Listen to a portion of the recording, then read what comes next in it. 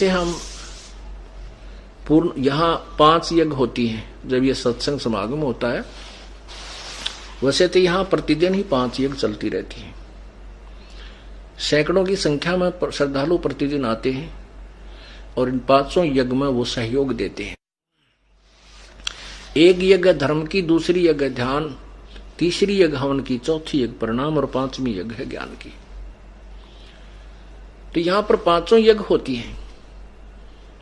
तो सबसे जैसे धर्म यज्ञ होती है तो उसमें हम किसी का 10 रुपए, किसी के 100, किसी के 1000, किसी के 50,000 ऐसे दान होता है। तो उससे फिर यहाँ पर अखंड भंडारा चल रहा है। यहाँ पुण्यात्मा परमात्मा चाहने वाली या दुखी आत्मा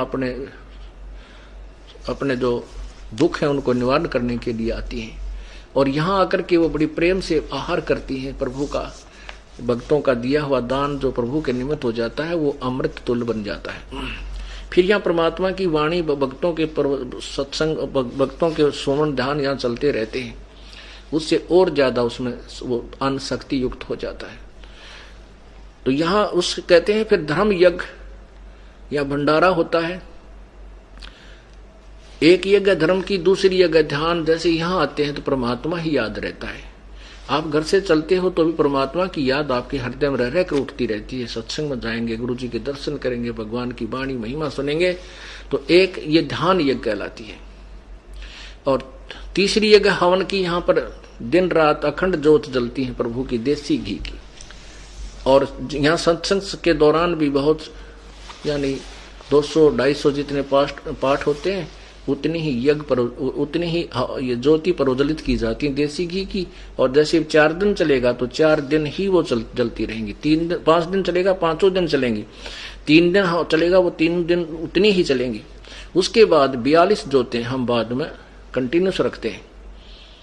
जो जैसे कोई ज्योति हवन नहीं कर सकते, कुछ हवन यहाँ के लिए घी दे जाते हैं तो हम उसको करते रहते हैं। और चौथी यज्ञ प्रणाम, दंडवत प्रणाम प्रभु के निमित्त हम करते हैं।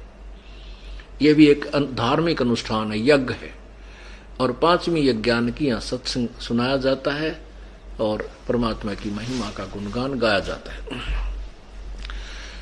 तो ये सबसे पहले जब हम धर्म भंडारा करते हैं तो प्रभु का भोग निकालते हैं। परमेश्वर को, पूर्ण परमात्मा को प्रतिष्ठित, हम तो उसको प्रतिष्ठित रखते ही रखते हैं। वो तो हमारा है, मूल वही है, कबीर परमेश्वर, पूर्ण ब्रह्म। तो उसके निमित्त हम भोग निकालते हैं।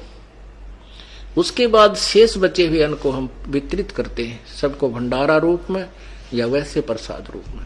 तो यहाँ यही लिखा कि यज्ञ से बचे हुए, यज्ञ का अर्थ है शास्त्र अनुकूल साधना। हम शास्त्र अनुकूल साधना कर रहे हैं और उसमें जो विधिवत साधना की जाती है, जो परमात्मा को भोग लगा दिया गया, उसके बाद शेष बचे हुए अन्न को हम आप सभी को खिलाते हैं। तो कहते हैं उस यज्ञ से बचे हुए शेष अन्न को खाने से ये सब पापों से मुक्त हो जाते हैं। तो इसी का प्रकरण, क्योंकि तीसरे से संबंधित चौथे में चल रहा है, चौथे अध्याय के अब 31वें को समझेंगे। हमने चौथे के 34 तक पहुंचने के लिए भूमिका बनाई जा रही है। चौथे अध्याय के 34वें श्लोक को समझने के लिए कहानी, ये सारी भूमिका आपके समक्ष प्रस्तुत की जा रही है। अब देखो अध्याय नंबर 4 और श्लोक नंबर 31 में आ जाइए। हे कुरुश्रेष्ठ अर्जुन, यज्ञ से बचे हुए अमृत का अनुभव करने वाले सनातन परब्रह्म को प्राप्त होते हैं। यज्ञ न करने वाले पुरुषों के लिए तो यह मनुष्य लोक भी सुखदायक नहीं है, तो परलोक कैसे सुखदायक हो सकता है। अब देखो